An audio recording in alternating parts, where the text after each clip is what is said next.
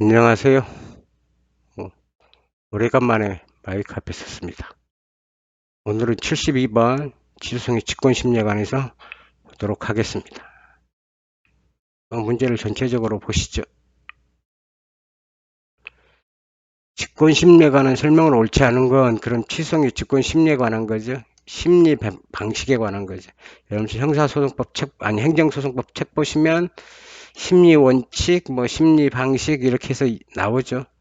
그래서 26조, 25조 이렇게 두 개가 행정소송법에는 있죠. 근데 심리 방식은 기본 원칙들은 행정소송법에 없어요. 민사소송법에 있죠. 그래서 8조 2항 보시면 법원조직법, 민사소송법, 민사규정에 준용한다 이렇게 돼 있죠.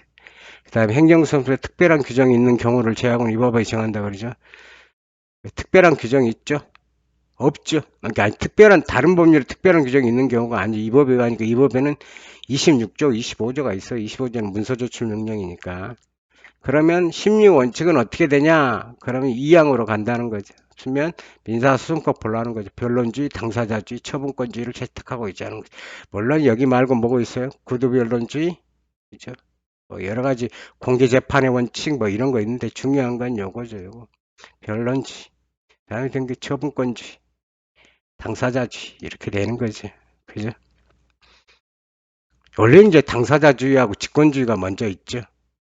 그 다음에 당사자가 중심이 돼서 절차의 중심이 될 거냐 아니면 법원이 직권이 될 거냐 있고 그 다음에 다시 그럼 당사자주의가 되면 심리 방식은 진행 방식은 변론주의라는 거죠. 당사자의 주장 책임이 있는 거고 그렇게 돼 있는 거죠. 그 다음에 소송물에 관한 부분, 심판 범위에 관한 부분, 뭐 소송의 종류에 관한 부분이 원칙적 주도권은 누가 갖고 있냐?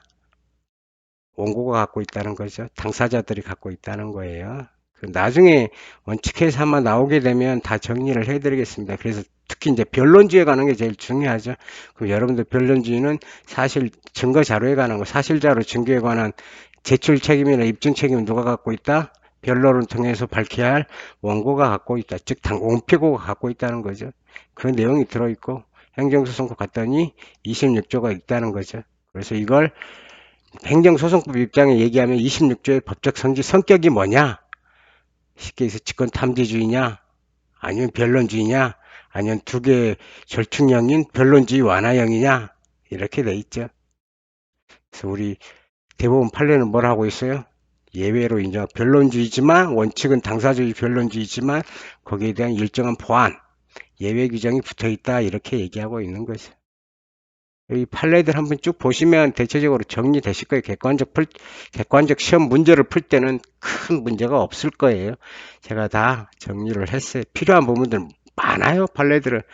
그런 판례들을 다 외우기보다는 중요한 판례, 핵심이 되는 판례만 쭉 보시면 될 것 같아요. 지문 한번 보시죠. 인정할 때는 직권으로 증거조사할 수 있다. 지문이죠? 아니, 법조문이죠? 고민할 필요 없죠. 2번 보시죠. 할 수 똑같죠? 상황 보시죠. 행정특수위원회는 보시죠. 26조의 성격을 뭐로 보고 있다? 변론주의에 대한 보충적 규정으로 보고 있다. 일부 예외 규정으로 보고 있다. 보시면 될 것 같고 원고 청구 범위는 유지할 필요가 없다. 아니죠. 원고의 청구 범위를 결정하는 건 누구예요? 원고라는 거죠. 원고. 그죠? 그래서 이걸 뭐라고 불러요? 처분권주의라고 부르는 것이. 여기 5개 예 들고 있는데 쭉 한번 읽어보세요. 그러면 대충 이해되실 거예요. 그래서 처분권주의는 민사소송법 203조에 있어요. 그죠? 그러니까 이 8조 2항이 들어오겠죠. 여기 이제 들어오면 8조 2항 들어와서 심리 방식에서 이제 당사자 변론주의, 처분권주의 쭉 나와요. 책에는. 그죠? 그다음에 사항 보시죠. 5번 심리는 공법적 단상에서 준용된다. 그럼 준용 규정이 있는지 봐야 되겠죠. 행정소송법 44조 보니까 26조가 덩그러니 들어있죠. 그죠? 네, 파들도 당연해요. 그죠? 이번 판례는 되게 중요한 판례예요. 손실보상 청구권에 공법적 당사자소송으로 간다 이렇게 돼 있죠. 네, 보시면 어떻게 돼 있어요? 다 있죠. 민사소송에 청구한 거예요. 그럼 뭘 하겠어요? 전속관할 위반이죠. 그러니까 뭘 하겠어요? 관할 위반에 대한 판단 뭐 하겠어요? 봤더니 명백하게 소송재판 흠결이 있으면 뭘 하겠어요? 이송하겠다는 거죠. 뭐 이런 내용이에요. 오늘은 여기서 마치겠습니다. 그리고 부연 설명하면 하루에 하나씩 풀려고 하고 있어요. 그래서 개인적으로 한 달 동안 좀 일이 있어서 못했고, 그래서 향후 일정을 말씀드리면 먼저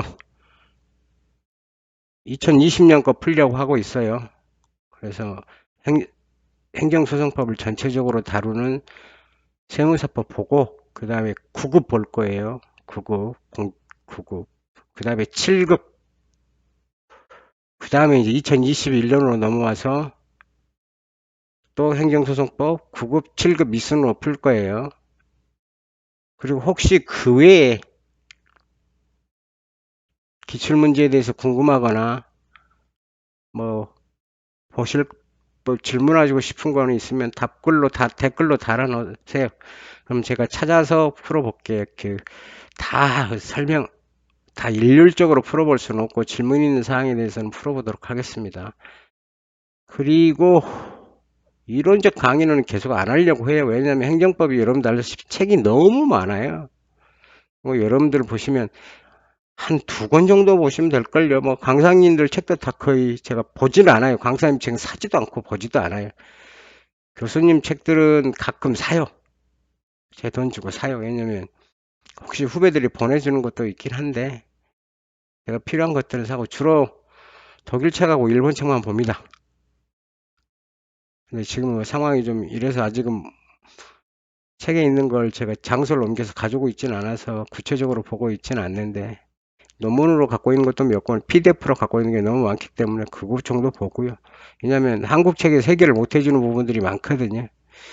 그래서 그런 거니까 혹시 궁금한 거 있으시면 댓글로 남기세요. 이거 봤더니 이해 잘 안 된다. 설명 뭐 다른 책 봤더니 설명 안 된다.